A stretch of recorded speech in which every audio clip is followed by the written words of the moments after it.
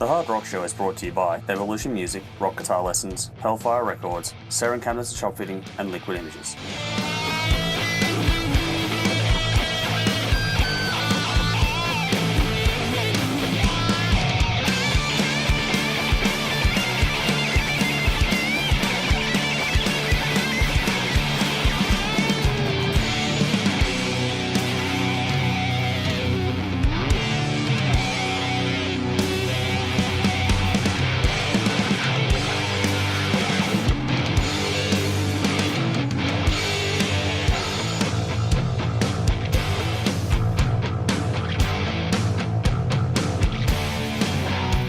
Welcome to the Hard Rock Show. I'm Andrew. I'm Nikki. I'm Jimmy. How's it going?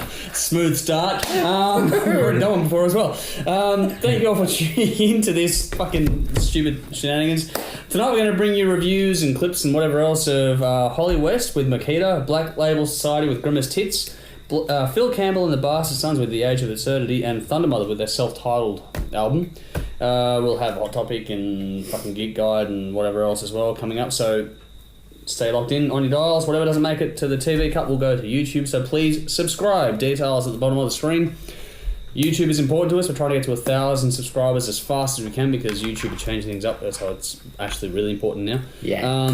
We also have Facebook, Instagram, Twitter, Spotify, Snapchat, which I never use, all that sort of stuff. We have a website which is out of date. We're really on top of everything here. We also have THRS Radio, Andrew, greatest radio station in the world. which is up to date. Dave Metal Life. We've got Nikki 666. We've got the Armchair Headbanger. We've got all these other dudes on there. Beautiful Crash. Brendan from Meltdown. Tim, straight out of Frankston. Yeah, we're Straight out of Frankston. it's just kicking ass. and Hard Rock taking Nights names. out of the US. Oh, yes, of course. yeah. Nick, School of Hard Rock. Tune In is the app. Yeah, to get. that's it. Listen to it for free. Doesn't cost you a cent, costs us, but not you. End of the month, we've got a Wasp versus Striper 2-hour marathon episode as well. That's coming up, filmed at Whole Lot of Love, so thank you to them. We'll also be back at Whole Lot of Love on March the 3rd to do a year-themed special. We have all sorts of goodness for you in tonight's episode, but before we do anything else, Jimmy. This week's clip of the week, Andrew. That's 2 weeks in a row I've done that clip of the week. Yeah. That's the new thing. You want a medal or something? Yeah, Or what? that's a new thing. Or a chest to pin it on. Yeah, local band called Katana Cartel, who we have reviewed. Yes, we featured before. Yes, we featured them before. They're very good. They have a new clip out called "Pay My Dues." So pay your dues and watch this.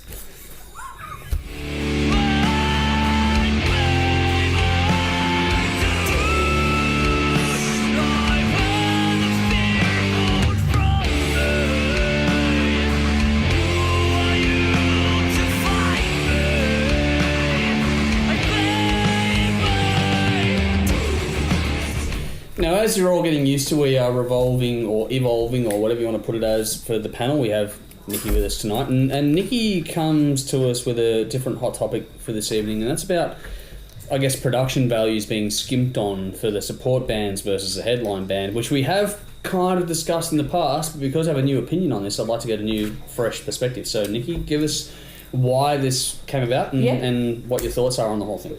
All right. So, Jimmy, you actually inspired this. Oh, so Here we I go. heard. So I heard. So you heard. trouble. Long story short, I went and saw Papa Roach and they were brilliant. The support act was a band I was already familiar with called the Ugly Kings. They're good. Yeah. So good. They're really good. And they killed it. And while I was at the gig, I sent a snap to a few of these guys of the Ugly Kings on stage going, man, these guys are just killing it. And Jimmy's like, man, how good does that look? Yeah, it looked unreal. It did. Lighting wise. It did. It sounded amazing. It looked amazing. And it got me thinking about some of the gigs as a punter I've been to in the last year where I absolutely appreciate and understand the headline act is the headliner and they're special and they absolutely should be. But I have noticed in some of the gigs, they hold back with any sound or lighting. I won't say any sound, that's a stupid statement. They hold back on the sound and definitely the lighting and effects, 100% for the support acts. And as a punter, it's like you want to see every band shine. So I don't understand if that's like a a band call or a venue call? Or Are you talking about like local acts? I am, yes. Okay. I'm specifically talking local gigs. There are, where you might have like 4 or 5 bands on the bill. To clarify that for you, there are instances where we've known for a fact that the headline band has been given substantially preferential treatment in both those regards to the support bands. Yeah. So I understand that the headline act needs to stand out, and I'm totally fine with that. But it's all, I won't say they sabotage the other bands, but the quality, and I specifically mean with sound, really. I don't know. It doesn't seem fair. And as a punter, you want to see every band at their best possible environment. And I don't understand why it happens. There is one band that I can mention that says every time I've played with them, so I'm specifically talking about Brad Marr here. Right? Every time that I've ever done a gig with him, he always says, here's the lighting dude that's doing the lights for us. You pay like $40 or whatever, and he'll do you as well. Good. Right? And he actually wants the support bands to be looking good too, because it's helping the overall environment. Awesome. Brad's a good egg. So Brad does shit like that, but there are other bands out there that will go, no, we will bring our own lighting guy, and the rest of you bands have got to either organise your own lighting guy, or you get just the lights are turned on and there's nothing happening, right? So part of it comes down to cost. Yeah. Like, because in a local band, you got to pay the mixer, and you got to pay, if you then go and hire a lighting guy, you then got to pay him as well. Yeah. And if you're only getting a certain amount of like cents per gig, which is basically what you get these days, you can't really afford to go and hire a kick-ass lighting guy to do your lights for you. Well, in perspective, the Hard Rock Show paid for light and sound. On our thing. Yeah. So there is like a cost involved, but then again, that comes back to the bands as well, and how professional you want to look and how good you want to actually look on stage. And sometimes you got to put in a little bit extra money to get a decent lighting guy out to help you out. But then the other side of the coin is you get a lighting guy who doesn't know any of your music at all, so he doesn't know when to spotlight here or do this here or bring up these bits here, because he doesn't know your music. That makes sense, yep. So then you got to try to employ a lighting guy that you can give your music to and get him to understand what you're doing and bring in bits here and there that, you know. So it all adds up and costs money. Does that translate to the sound though? Because I've noticed it with sound as well. Oh, no, it does, because if you're using different sound guys and all that sort of stuff. Yeah, it depends on who's organising the sound. So, for example, there are certain caveats in place. Is the venue organising the sound? Is the headline band organising the sound, or is everyone responsible for themselves? Okay. If everyone's responsible for themselves, well, then it's a free-for-all. Yeah. Like, there's no rules in that.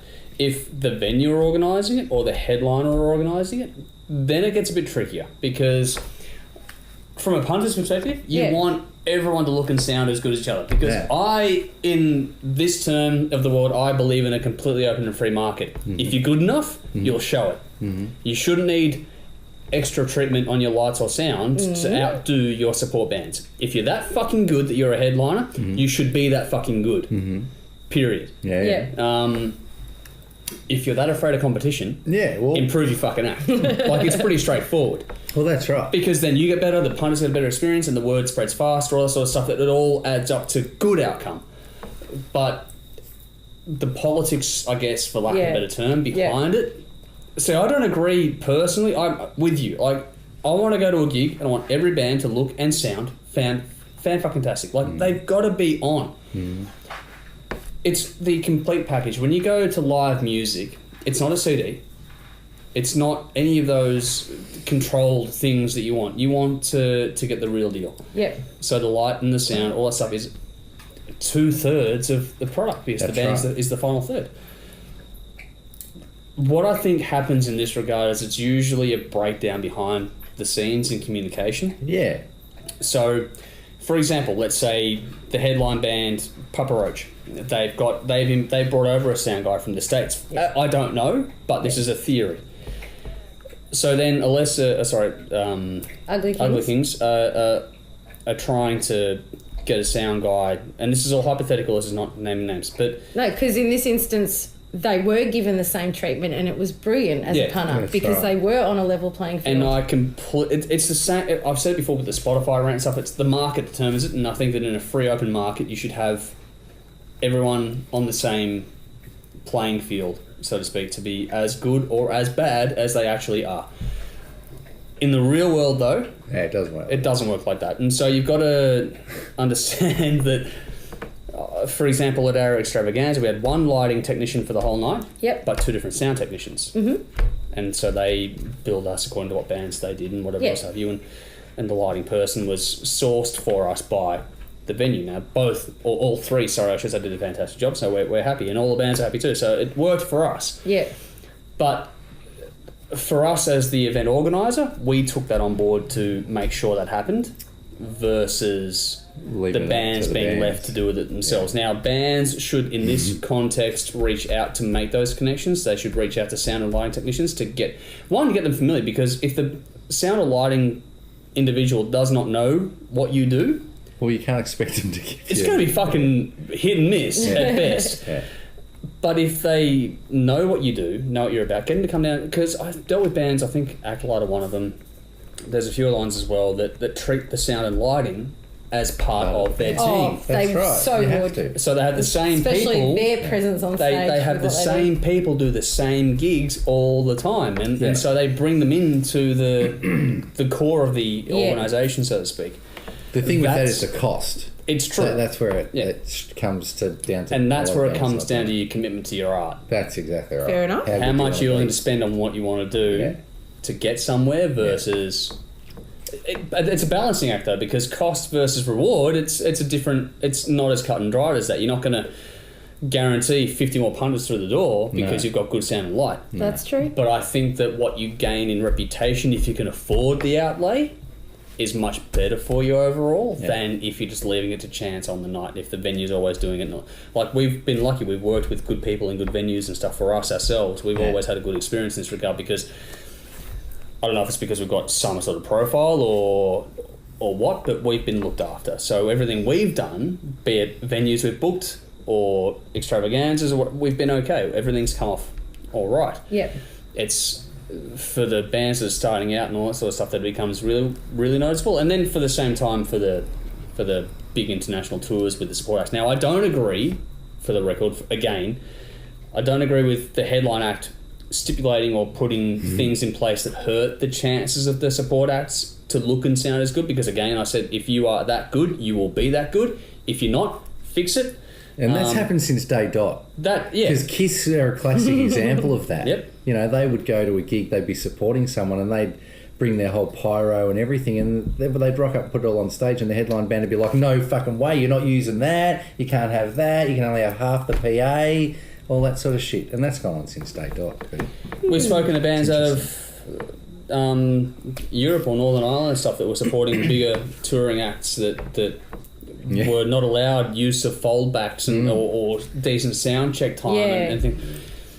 And that's, in my opinion, not on, because you can't... It's bullshit. You can't cut at the knees the bands that are playing on the same bill as you, because the role of the support act is to warm up the crowd for you, so they have to play their part in the environment. So let's talk about Gypsy with Sebastian Bach. They did a great job warming up the crowd. Absolutely. Yeah. The setup was great, the light and sound were good, it all worked, and it made, when Sebastian Bach and his team came out, it made for a fucking great set. Yeah.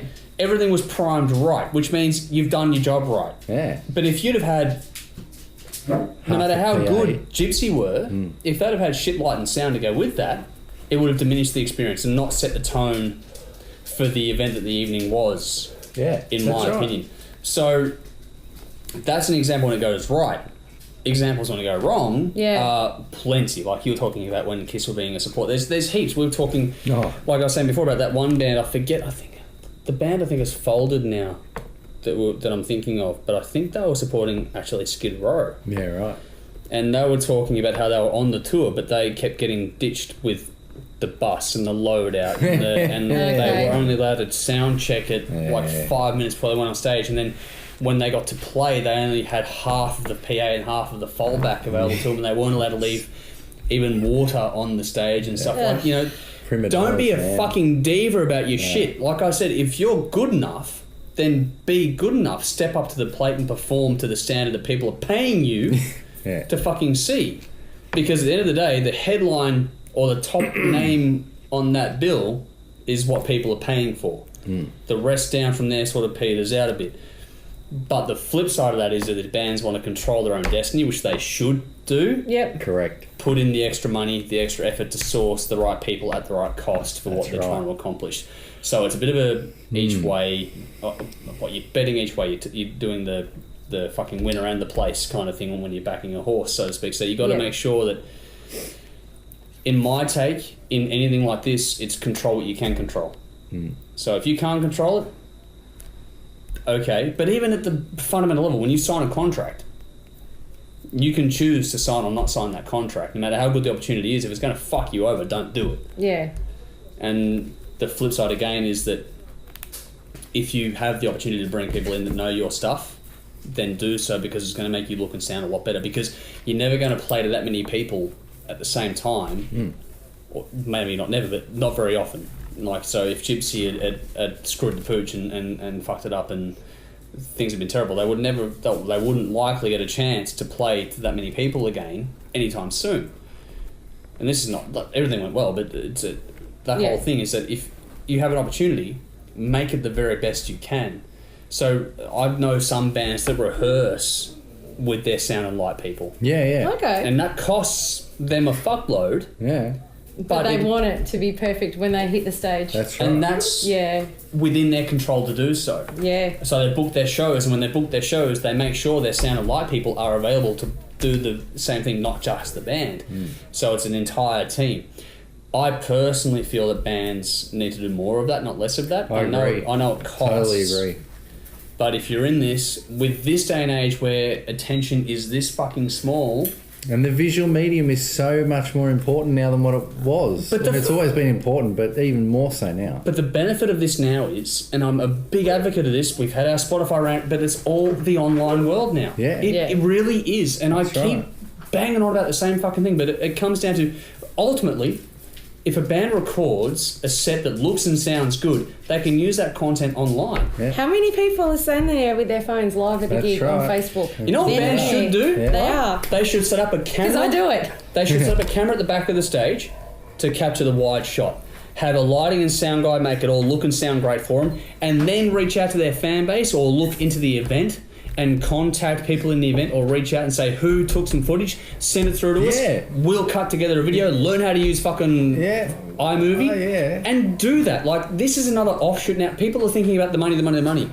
But if you do it right, you've got yourself an entire library of free, or virtually free footage to cut together to use however you want. You can make a video clip for every fucking song in your library if you wanted to. Like, and this is where, yes, the hot topic is getting a little bit off of topic in the fun, but there's a positive to everything if you look for it. And so if you look and sound as good as you possibly can, the shittest fucking job on an iPhone is still going to come across okay, as long as you've got some decent video and audio, just halfway decent, just fucking $500 at JB or Good Guys will do it for you. Go and get some entry level stuff, get a GoPro and a Zoom, set it at the back, and you're away. And if you've got the sound and the look, and you perform all right, you've got all the tools you need to go and promote yourself online, which is where everyone is anyway. So I think it's time. You're right that the artists in general, like the headliners, should in no way, shape or form cut off support bands. That the thing you were talking about with Kiss, that should never happen again. That's huge. It shouldn't happen again, ever. And the thing we're talking about still does. No, it still does, but that's where bands need to step up and go, no, fuck you. And the other thing is, though, the bands buy on to tours, and then the headline band doesn't respect them. Yeah. And it's like, but they're buying on, so why would they respect them? Yeah, well, that's right. Yeah. If someone's paying you to get onto your show, how much respect are you going to show to them? That's a very valid point. I know that someone's throwing money at me to get on my show. I'm not going to respect them a whole hell of a lot. But we'll take the money, though. Always. but throw money at it if you want. How do you think I'm sitting here, people? But there's no respect here. But the flip side is that, you know, that's what I take away from it. And that, if you can talk about the negatives, but there's always a way to turn those negatives into a positive. And you go, you make yourself look and sound as good as you possibly can, capture it, use it to further your career in other avenues, because that's where it all is anyway, in my point of view. And that's I know I talk about that a lot, but the online world has changed the game. And people need to get more on board with that as opposed to less on board with that, which means controlling your own destiny when it comes to light and sound, when it comes to doing your own show, even as a support band. Yeah. In my opinion. Mm-hmm. Yeah. But what do you reckon? That's it. Unless anyone else has got anything to add here, we're going to...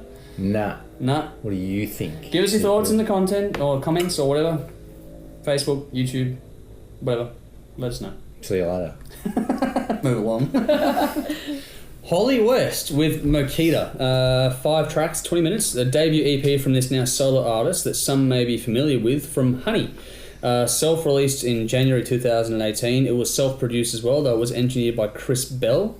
Holly plays bass and handles the vocals, with the group being rounded into a 3-piece by Gary Hoey on guitar and Brady Blade on drums. Jimmy wants to go first on this. Yes, Andrew. I've known about Holly for a while now. She was the bass player in Melbourne musician Kez O'Hara's band Honey in Texas before doing this. So Kez is pretty well known around the traps. And she moved to America and blah, blah, blah. Articulate. This has a bit of a 70s feel to it musically, I thought. Runaways, Joan Jett style, bit of 70s heart in there. Yeah, maybe? no, I get that. Yeah. Musically, it's fairly interesting, quite good. Vocally, though, it's a bit of a letdown for me. I'm sure Holly... well, obviously Holly is a fine musician because she's written all these songs, I think. So clearly she can write a good song. There's no doubt about that. Except for the cover. Yeah, I'm getting to that. I don't think the vocals are her strong point, however. If the music was more punk, garage sort of sound, I think her voice would really fit it better. But the style that it is, it kind of doesn't. So if I was going to say anything, I would say recruit a singer because the songs are good. Just needs a really... Articulate. Look, overall, this one didn't really excite me too much, and I thought the Led Zeppelin cover was a little bit too ambitious. That's all I'm going to say about that. I did give it a 5 out of 10. My pen was out of ink again. Oh, for fuck's sake, so I couldn't write down... Every time I get to the end of the page... Look how worn that is. There's scratchings but no ink. If only you could... Don't support him in this see this fucking delusion. Wait till you see what I say. Anyway, there you go. Sorry. No, don't be sorry. There's a very, very scary theme happening here. You two on the same page? Cut, paste. I also got a Runaways vibe on this album. Yeah, for sure. Are you ready for this? Yeah. I'm confused. First listen, I hated it. It's her voice. I don't like it. It's lazy. It's half speaking, not singing. But damn, the music fucking rocks. Especially the axes. I really like that she plays bass and not just sings. Yeah. Second listen, I liked it better. When the Levy Breaks Led Zeppelin cover didn't add, change or even own it, just copied it. Yeah. For now, not sold, though I will keep listening to it to see if it does grow on me more. Interestingly, I googled her live and fantastic. I didn't mind that at all. I could see she would be really cool live. That's really weird. 5 out of 10 and the 5 is for the instruments. Okay. Oh, standout home. It annoyed me the least. Fucking hell. Jesus. Crazy. Alright, well, allow me to retort. Yeah. First off, I have to note that there is a cover of When the Levy Breaks from Led Zeppelin, which most would know from Led Zeppelin, but was originally penned by Kansas Joe and Memphis Minnie in 1929. Wow. Oh, okay. wow. Right. Research, folks. Did not know that. No, I knew it was a cover. I just didn't know the details until... So when I did cover? my research, there was a porn star named Holly West. Yes, I've seen that. That was the only research I did, apart from the Google. No, let's stay away from Donald Trump and move along. So it's a cover of a cover of a cover. Oh, a cover of a cover of a song. Yeah. Anyway, the original was in 1929, folks, and it's very different to the Led Zeppelin version. I bet it is. Now, I have to say that the opening track, Memo, doesn't really grab me. It's got a good little groove, but doesn't quite do it for me. After that, though, once you get past the first track, is when the EP hits the straps for me. There's a southern flavour to this. It's not only in the twang, but also in the sass on the delivery. Her vocal tone is really good. I enjoyed the tone of her vocal. I thought that the sound of it is really nice. Okay. I would like a little more punch overall, particularly in the drums. But overall, the mix is pretty good and even. I like the layering applied to the effects over the top in particular. This isn't a release for the real purists out there, as we're discovering at the moment. This is one for those that like it real and gritty. No effects have been applied to mask anything. This is an honest recording, and I admire that fact. The writing and performance is really good, in my opinion. They suit the style of music well. There are some cool groove, attitude, and hooks on this. There's also some really interesting and diverse lyrical content on this. Interesting stories being told. So you got the cover of When the Liver Breaks. There's also a song here about being abducted by aliens and stuff as well. So there's some cool, diverse lyrical content. And I like the diversity on this release. It's not reinventing anything, but it's still her sound and style in it. And it's the little things like in the middle of Home, it breaks into something different, which is cool and keeps you locked in my opinion. There is some really good guitar work on this EP. Agreed, 100%. It's tastefully done in short bursts to really cut through at the right moments. It complements the general attitude in this release. It isn't a perfect release at all, but it doesn't need to be. I actually really like how honest this is, and it hasn't been touched up all over the place. It would have been easy to go back with auto-tune and fix things and do stuff, but they didn't do that. They left it as it was, and I reckon that's good. And I reckon there's a heap of potential in this, and I actually am going to be keeping an eye on what comes next. For the cover, When the Levee Breaks, the Led Zeppelin version is what they covered. It's a big favourite for me. When I saw that on the track listing, I wasn't sure because it's one of my favourite Led Zeppelin tracks. Thankfully, in my opinion, the Power Trio nailed it. No, they didn't reinvent it or do it differently, but they did it faithfully. Yes, And agreed. while you can be torn on whether covers should do it their own way or whether they should pay an homage to something, they went for the homage approach, and I think they got that right. And the female vocal given to this gives it something different. But her vocal performance on that track was the best vocal performance on the EP, and it also highlights the potential in her vocally as far as I'm concerned. I agree. I think she sang it better than some of the other songs. I definitely do agree on that. And while in my opinion I liked the other vocals, but I think they took the Led Zeppelin version, which is out of the UK, but gave this an American Southern feel. Southern, yes, very Southern. To it. And that almost goes back to the original a little bit with the Memphis try and listen to that. style. And while the Memphis Minnie and Kansas Joe version is very different to the Led Zeppelin version. Very, very different. I can imagine. I should check that out. It's on YouTube. Go and find it. It's there. But I like what they did with that, in my opinion, because it was a faithful, but it's more about the flavour of it versus the changing the arrangement of it to make it more, not their own per se, but they gave it a different feel. Okay. It was more about how the guitar was a little bit different in the timing, and the harmonica was a little bit different again. It's more about the timing and the feel. It allowed it to slide a little more, which is more of what I expect out of the Southern American kind of style.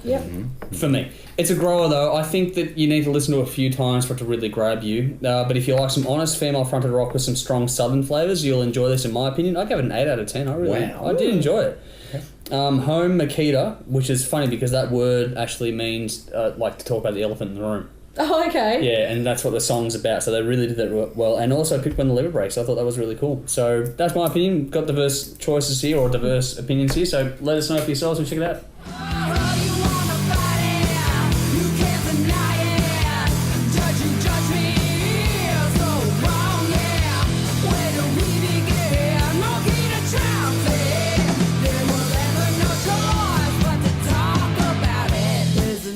Black Label Society with Grimmest Hits, 12 tracks for 55 minutes, 10th studio album from the US 4-piece, released January 2018 by Spine Farm Records and E1 Music, produced by bassist John DeServio. 2 promo singles have been released, Room of Nightmares and All That Once Shined. Nikki.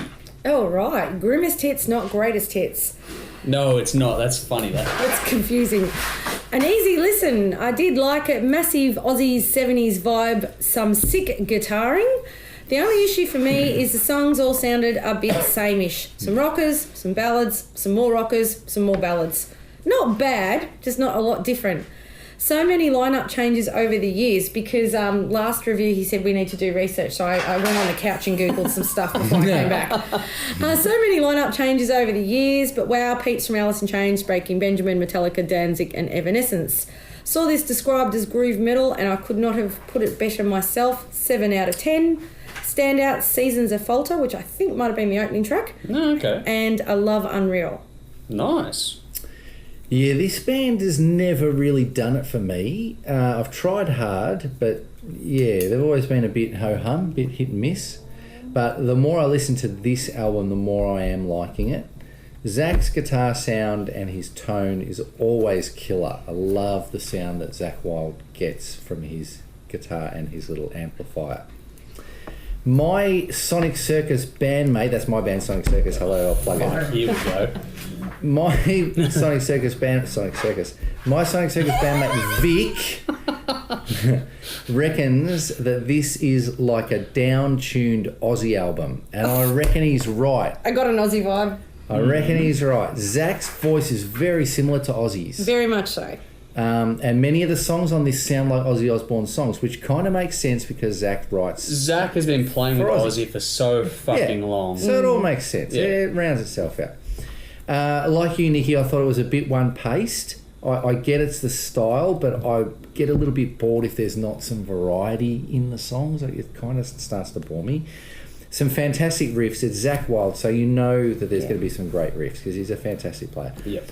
Overall, I do like it. It's not my favourite thing going around, but I do like it. The production is good, very Sabbathy, very Aussie. That's the big influence here on this. I gave it a 7 out of 10. I did go to write something down, but when I pressed the pen to paper, the pen snapped. And fucking, I had to throw it in the bin, and then it was like, what am I going to do now? I can't find a pen. But then you never ran out, so you couldn't... Yeah, so I didn't get to standouts, but... Do you know what I see there? Nikki was right. That's what I see. Nikki was right, yeah, absolutely. No one's going to say it, so I'll say it myself. What kind of a fucking beast have I created here, folks? These two teaming up is fucking trouble for me. Zach is back. This is a pretty cool album, in my opinion. What did you give it, Jimmy? 7. 7? Nikki? 7. Okay. There is a big Black Sabbath feel on this film, but that's to be expected. And while it's thick, it never feels like a rip-off, though. Yeah. There's also... I'd love to hear Dave's take on this album, because for me, there's little bits of down-to-earth album Ozzy Osbourne on this. The atmosphere and the tones. The production suits the style. It's a little bit sludgy, but everything is still clear, which is well done. There's some great acoustic and organ tones in this as well. And Zach, for me, is nailing both the guitar and the vocals on this release so much better than the solo record that he did, the Book Shadows Part 2. I didn't really like that one, but this one I've enjoyed. There's some still cool stuff going on with the guitar layered in this. It really adds depth and flavour to the songs. It adds to that dark atmosphere. If you listen to it closer, there's little bits and pieces that are coming in over and under different, like the main parts are there, but there's little accents being applied with the guitar that works really well. There's also a bit of a blues and stoner vibe to this.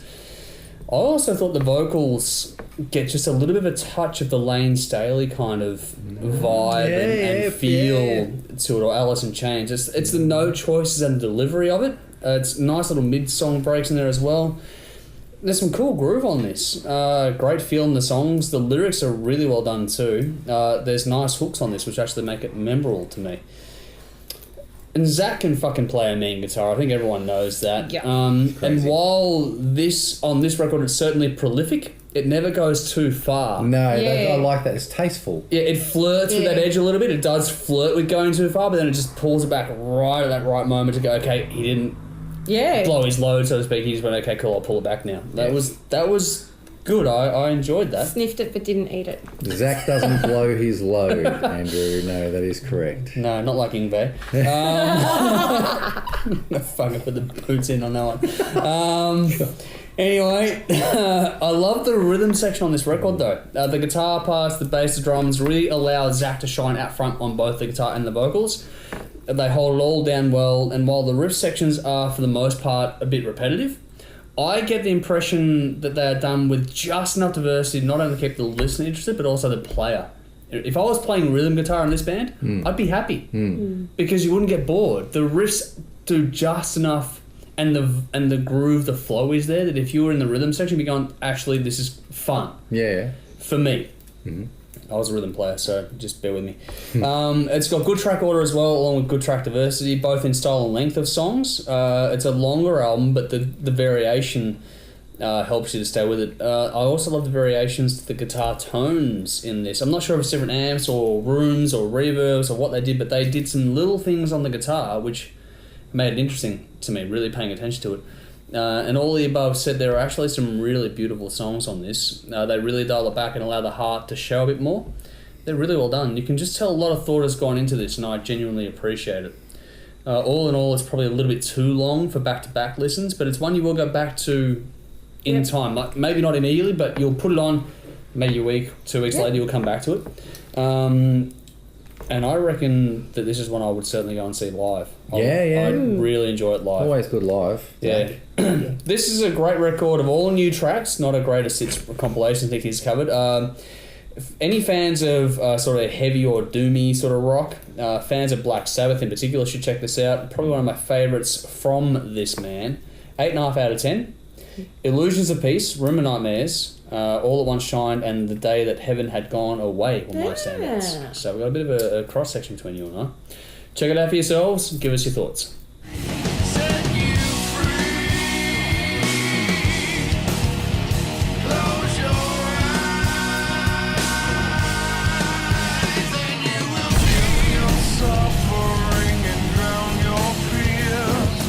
Phil Campbell and the Bastard Sons, The Age of Absurdity. 11 tracks for 41 minutes, a debut record from the former Motorhead guitarist and his three sons with vocalist Neil Starr. Released January 2018 via Nuclear Blast. Produced by Romesh Dodengoda. Ugh, Romesh. Keeping you awake there, Jimmy. Yo, mate, Romesh. In total, 4 promo tracks have been released. Dark Days, Welcome to Hell, Ringleader and Silver Machine. A cover of the Hawkwind track, which has even got Dave Brock appearing on it, but it's not on the record itself. But it's, Silver Machine's it's on YouTube, so check it out. All right. Jimmy. Phil Campbell and his three sons in the same band, Andrew. Mm-hmm. That is the coolest thing ever, I reckon. I'm pretty fucking happy with that, actually. Yeah, that's awesome. Imagine being that. Imagine being one of his sons being in that. Imagine band. being dad. I know, right? How proud would you be? Oh, it's fucking awesome. Fuck yeah. Playing a band with your 3 kids, I can think of nothing more awesome than that. So there's no way that'll happen for me. Yeah, big. That's cool. This album is a real surprise, I've got to admit. I wasn't expecting much at all. This is a fantastic hard rockin' album. The singer is unknown, probably outside of Wales. He was in a band called Attack, but there are 2 Attack. There was one that was popular and one that was in Wales, and that was the one he was in. Yep. His voice absolutely suits the music on this perfectly.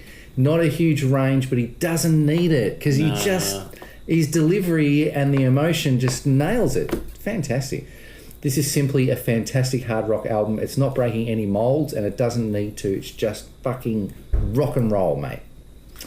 Dirty, sweaty Welsh pub rock, and it works. I've never been to Wales, so I don't know much about Welsh pub rock, but I reckon this would be right up there. This is what you're taking as the flag bearers. Yeah, flag bearer for Welsh pub rock.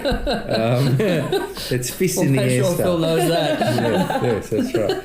I love this album. If you love your dirty pub hard rock stuff, you should give this a listen. I gave it a 9 out of 10. Every song, it's really cool. I reckon this has gone under the radar, this one. Hey, enough. Yeah. The dogs are excited by it, clearly. Dogs are very excited. See that?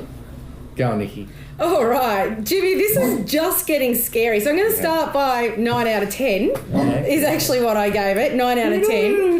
Awesome. Well, I think nearly every album we've measured it the same. It's crazy. Even the 7s, the 5s. Yeah. All right. Phil Campbell and the Bastard Sons. How great that he plays with his sons. Oh, yeah, we went there. So good. Yes, just yes. Instantly liked it. Love this. A real fucking rocker. Played this one a lot. I reckon this has gone under the radar. Definitely. In a big way. This is my Josh Todd moment again. Love this. I dig the way the dude sings and the music draws you straight in. Again, some sick noodly guitar. Yeah, I like guitar. Get on your knees. I would really like to know the headspace behind this song. I feel like it's almost a metaphor and not just directly about a chick, though it probably is. Loved it. No, there's more to it. Very relatable song. I'm not confused or fucked up at all. You took Get On Your Knees as a relatable song. Well, the way I listen to it... No. Art is interpretive, Andrew. We'll go with that. And to me, I felt like there was bits where I went, it might not be about a chick, but it probably is. Yeah. And there were other lines in the song that to me were metaphors about life situations and not just get on your knees, chick. Yeah. That's how I interpreted it. Yeah. Let me know what you think. Someone back me out there. I just pushed you right into the corner. It was great for me. Fucking marvellous. 9 out of 10. We both agree. Yep. Standouts. Freak Show. Skin and Bones was my absolute favourite. Wow. Dark Days, cool. Bluesy and groovy. Dropping the Needle. Oh, that was so good. And Into the Dark. Nice. Yeah. And then I wrote, fuck, I love them all. Yeah.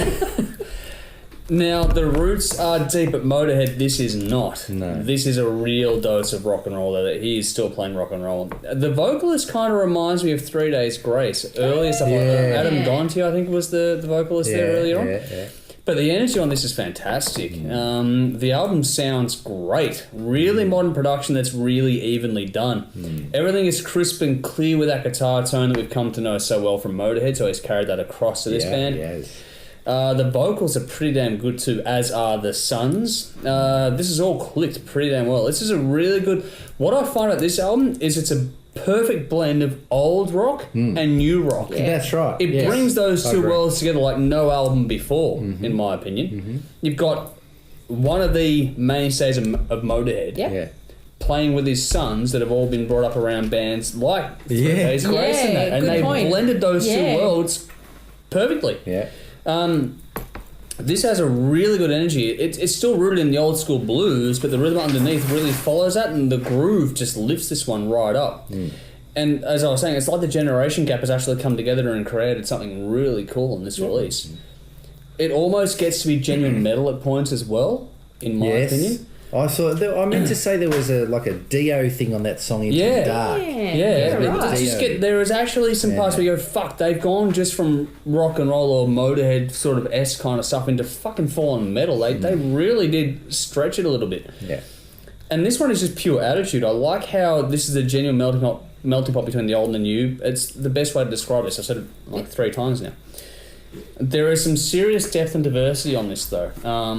The grounding in the blues allows the tracks like Dark Days to really showcase that slower blues, almost a southern feel to what's going on with this record. And there's good track diversity in order as well. The length is right, especially for the style. This holds up on repeat listens too. It does. Do this back to back. I've been playing for a week. Awake still. I've been playing it for a week, man. This is a good record. Some cool and serious groove on this. Attitude is the order of the day. And there's a bit of diversity though. Don't think there's not a one-trick pony at all. These guys have a lot of different little doors open for them on just how this album is a great showcase for all the facets that are involved in this group. So like I said, it's not only that old and new sort of meeting together, but there's also how many doors can we open at the same time. And they've done that on the record without going... You reference metal, you reference blues. Yeah, but they haven't painted outside the lines. They haven't gone pop or stupid. They've just gone to, let's stick to within our wheelhouse, but that's a pretty big fucking wheelhouse to play in. Yeah. There's a lot more than meets the eye to this one. Check it out. Seriously, I give it an 8.5 out of 10. I picked Skin and Bones as well. Welcome to Hell, Dark Days, Freak Show, High Rule, and Into the Dark. I liked a lot of this record. This is one that's, like I said, gone under the radar. So you should check it out. Check it out. Give us your thoughts when you've done so.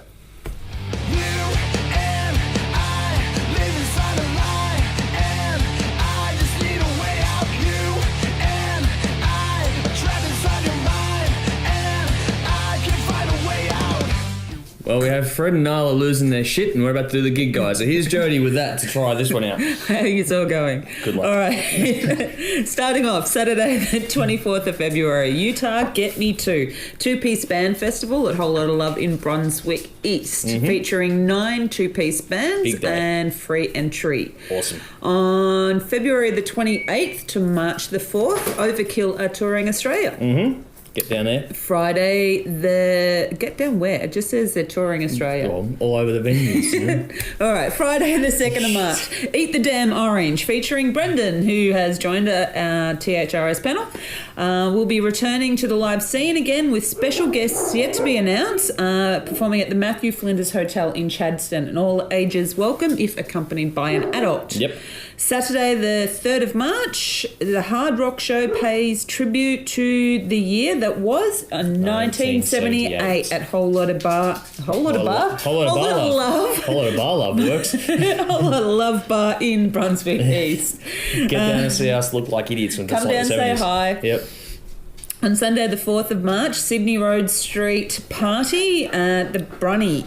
18 bands, 2 stages and plenty of drinks. Specials at the Brunswick Hotel in Brunswick. Yep. On Saturday the 10th of March, Arcane Saints launched their new single Something Grill at Cherry Bar in Melbourne with support from Earl and Jarface. Friday the 16th of March, back in the day, the Metal Years, Power Slave, Kill 'Em All, Metal Days, along with guest metal DJs at Max Watts in Melbourne. Yep. On Friday the 23rd of March, Degrees of Separation launched their new single with support from Torrential Thrill, Riff Raiders and Fictitious Me at the Brunswick Hotel in Brunswick. Yep. Getting there. Thursday the 29th of March, Universal, Outcast, Riff Raiders, We Are Exile and Black Tides play Good Thursday at the Vineyard in St Kilda. On Saturday the 31st of March, Flickertail from Sydney hitting the Last Chance Rock and Roll Bar in Melbourne with support from White Devil Detroit and Darcy Fox. Hi, Nala. On Saturday the 21st of April, Rock God 17 featuring Def Replica doing a Hysteria album. This is hysterical. 30th anniversary show along with Exhale and Poison Us from Sydney at the Burbo Hotel in Vermont South. What is a little cap on it, like Dickie Knee? Anyway, internationals. Download Festival is in March. Head PE are touring here in March as well. Robert Plant is touring in April as well as Gua. Yep. LA Guns are touring in May, as are Europe, and Iron Maidens, an all-female Iron Maiden tribute band. Sorry, dog's just sat on my foot.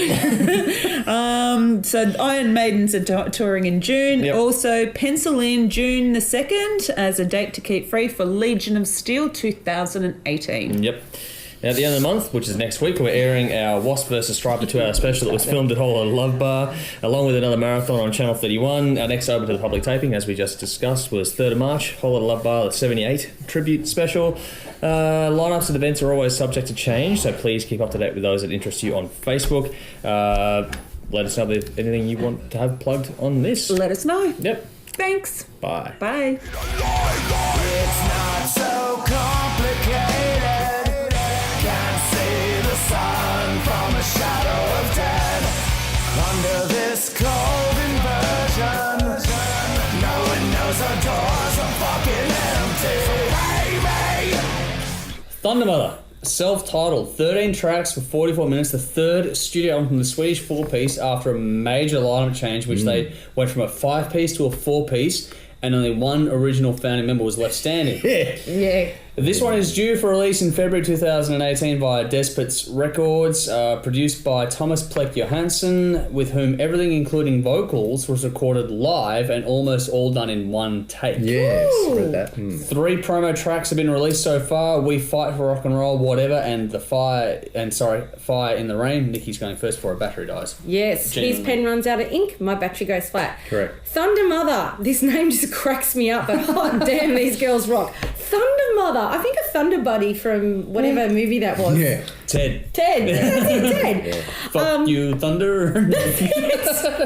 Sweden, man. Just another reason to move over there. Yeah. They like AC/DC and Janis Joplin, and it shows. Rock and roll all over. This band would go off live. Their songs are pure rock energy. The singer has a gorgeous raspy voice and belts it out and then keeps it soft. I am loving this chick's voice. I'll probably get shot for saying this, but it sounded Pink-esque at times, especially on Follow Your Heart. Really like this, 5 exclamation marks. 8 out of 10, Jimmy, so I'll be watching you in a minute. Okay. Standouts, Racing at Main Street, Hanging at My Door, Rip Your Heart Out, and Children on the Rampage. We only crossed over on one standout, you and I. Oh. Yeah. I have this band's previous album. Oh, okay. Yeah, and I really enjoyed it. Brand new lineup. Only the singer remains. So No, that's not the singer, guitarist. Ah. Well, there you go. Maybe I should write better. Research better. This continues on from the last Research album. period. Straight up old school rock and roll. Fans of AC/DC, Kiss and The Darkness, I reckon, should check this out. And radio should be playing these songs, but of course they won't, and THRS Radio will. I would love to see Tequila Mockingbird on a bill in Europe with this band. Actually, that'd go Thought really crossed well. my mind as well. That'd Couldn't go agree well. more. Go really well with them. Yep. So hopefully they can make that happen, because Tequila are now in Europe, basically. And No, the singer's flying in at the moment. oh, really? Yeah. Oh, Fucking shows you how up much to I date you. know. Yeah, I'm really up to date. Probably Anyway, here by the time this goes to air, but anyway. yes. I hope they can keep this lineup stable, because the music that they're creating with this lineup is pretty damn good. It's very strong rock and roll. Again, same as last thing, it's not breaking any barriers as such, but it's just really good party music. Yeah. I thought. It's fun. Yeah, it's Very much fun. so. That's right. Production was good to my ears. You always have something to say about that. So I'll leave that to you. I'm being known for that now, aren't I? Yeah. The singer has a very Janis Joplin tone to her voice, and anyone that can sing like Janis Joplin, I immediately love. Because Yes. I love Janis Joplin's voice. What a legend Janis was. I've got a photo on my phone of Janis Here we go. at Woodstock in a full-on flower dress, drinking out of a bottle of champagne. It's just the coolest photo ever. But anyway, I digress. Send it to me and I'll put it in the fucking review.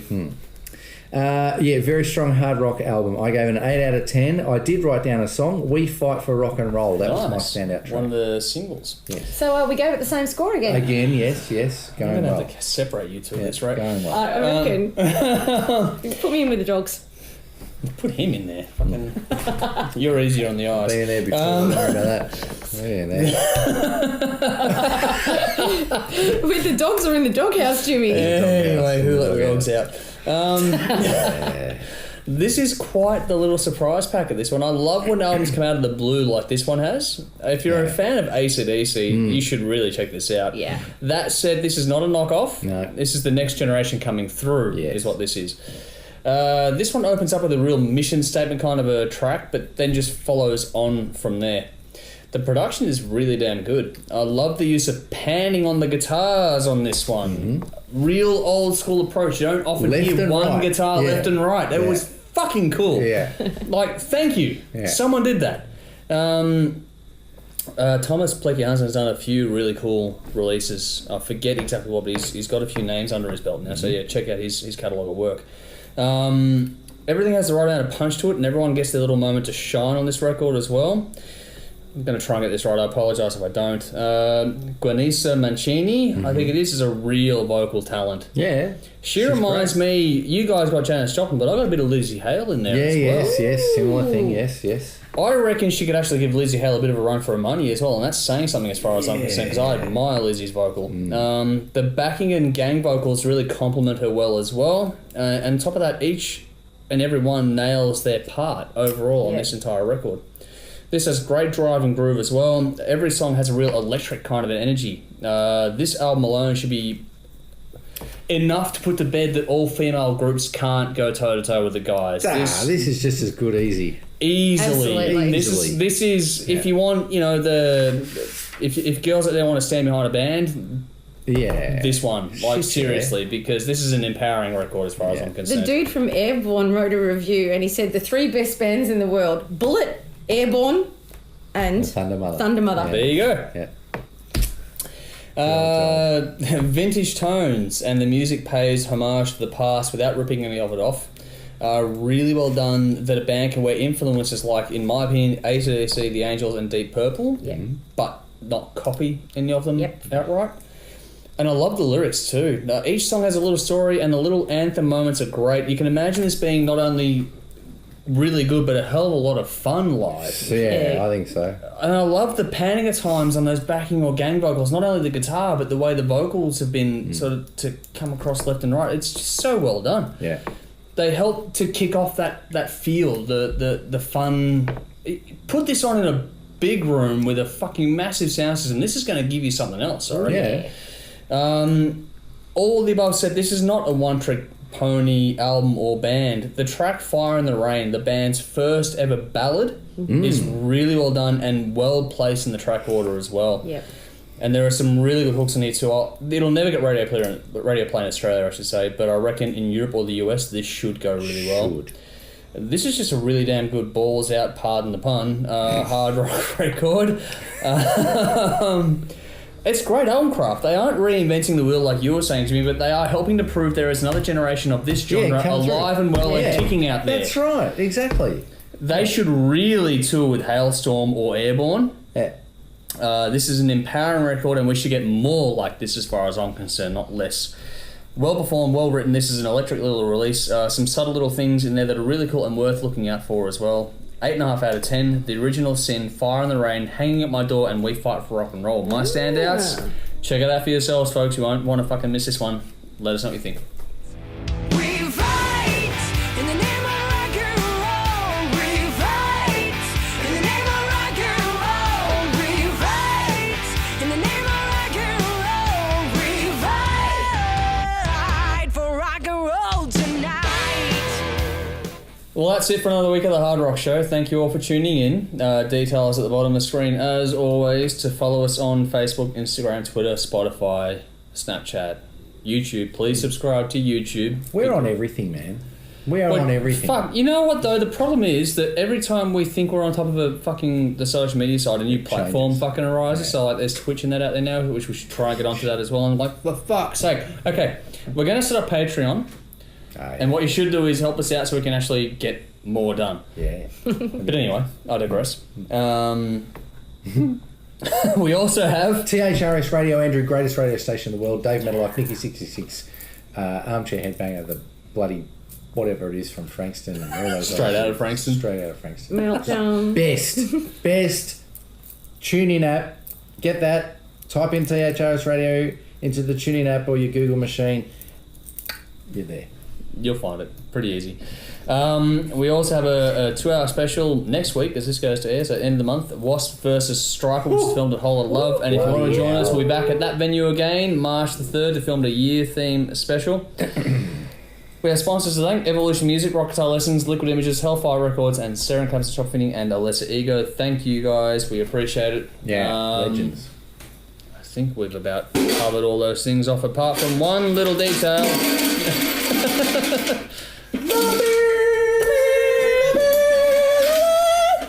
Right.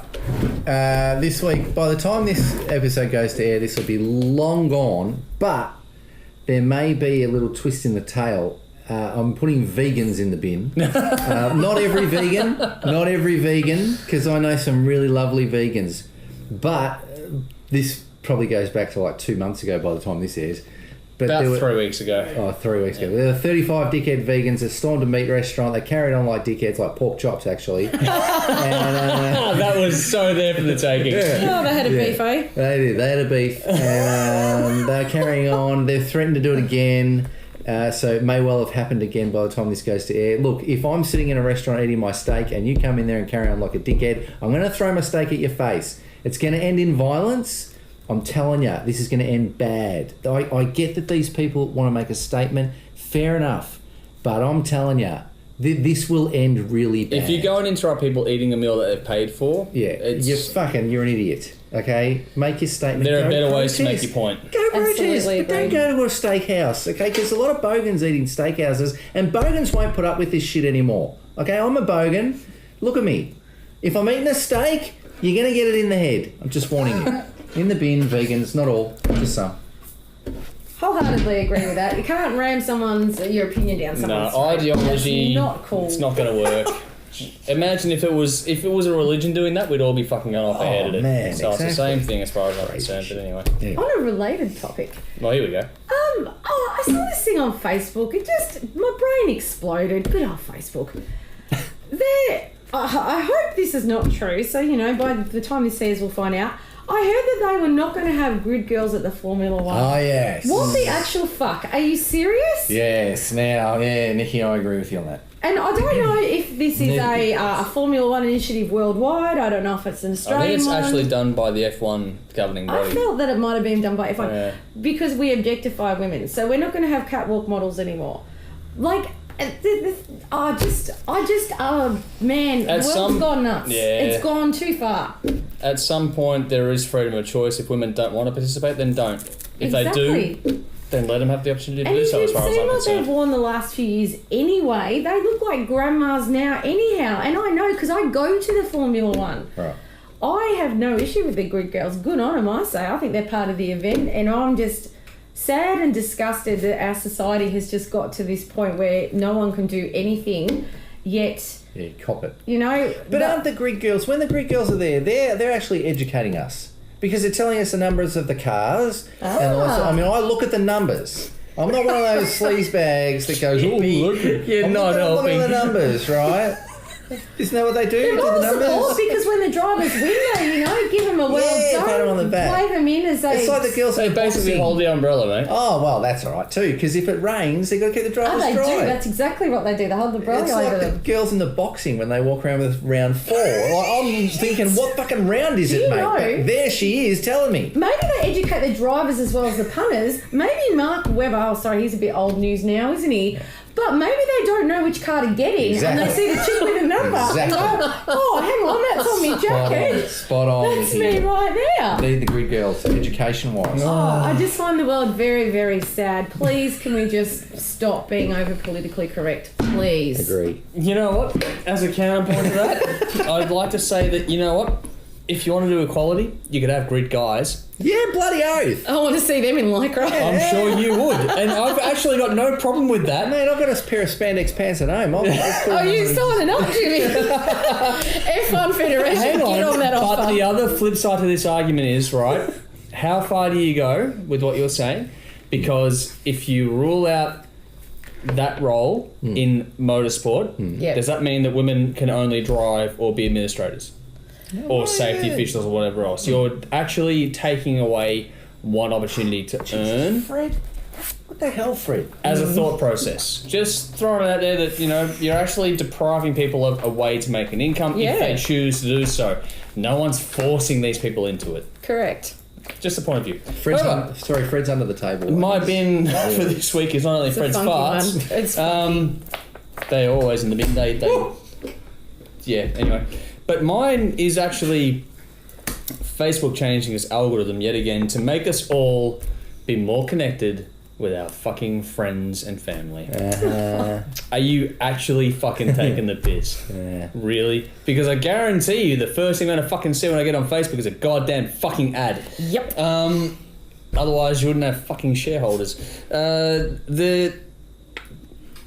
What you've done is you've taken Facebook to a level where you've bought out Instagram, by the way, where you want people to interact and engage and whatever else, where you've pumped it up so much that people want to get interactive with each other, but then they get all fucking opinionated on everything under the fucking sun. And then you want to dial it back to meaningful conversations at the expense of every other business that's used the last 3 to 5 years publishing content on your platform, giving you advertising revenue, and then you want to take that away from those brands that have done that for so long and restrict their reach unless they put more money into your fucking business. Go and get fucked. Come on, Zuckerberg. How about we make it simple? If people want to see something, they like it or they follow it. If they don't want to see something, they unlike it and don't follow it. It's pretty fucking straightforward as far as I'm concerned. How about you go back to the root of the fucking thing where people got to choose what they wanted to see? Yep. And I guarantee you, you'll worry a lot less about people getting out of your fucking platform, because as soon as someone does a simple platform where people will actually see in timeline order things they're actually interested in and do it right, they'll kick the fucking crap out of you, Facebook. Yeah, Zuckerberg. Yeah. Just a point of view. Agreed. Should ring him up and tell him, I reckon, Zuckerberg. Yeah, I'll just get him on the hotline right now, will I? Because I'm that in connected. there, is he? Bloody I'll Zuckerberg. have a look. Anyway, thank you all for watching. We're back again next week with a 2-hour special followed by a marathon, which is Wasp versus Striker. Yeah. Striper, I should say, not Striker. Dennis will love that too much. Oh, yeah. As always, though, I'm Andrew. I'm Nikki. I'm Jimmy. How you going? Thank you all for watching. Until next week, drink up. And rock on, mate. Just do it. Just rock. We'll get it right one week. Maybe. Oh, I've got one more thing. What? Can I get a prop from the fridge? Yes, Jimmy, go to the fridge quickly before we wrap this up. Quick, run. What? Still rolling. Tricked you, ha ha ha. Just when you thought we were over, we're not over. Yes, that one. Run. This is for you, Dave. Because it's your birthday when we film this. Happy birthday. We've got you some salted caramel because we know how much you love it. It'll be here when you get back, bud. Go. Happy birthday. See you, Dave! Up your ass!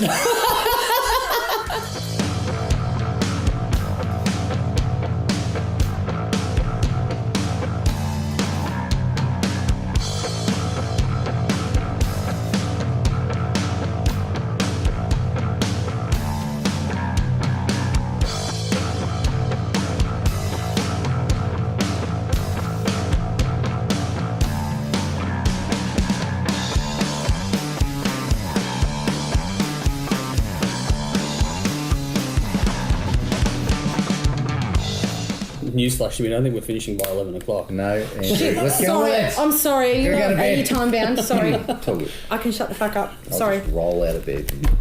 Oh, yeah, 7 o'clock. Roll in the car to work with him. Like you can't go back to home See to you bed later, anyway. buddy. Well, yeah, maybe. Yeah, you Depends. can. Fucking maybe. If I get fucking pancakes, man, I'm going to be full of sugar and full of energy. Full of beans at 7 a.m. going, come on, let's go! So do the reviews you fucking missed. Yeah, I will.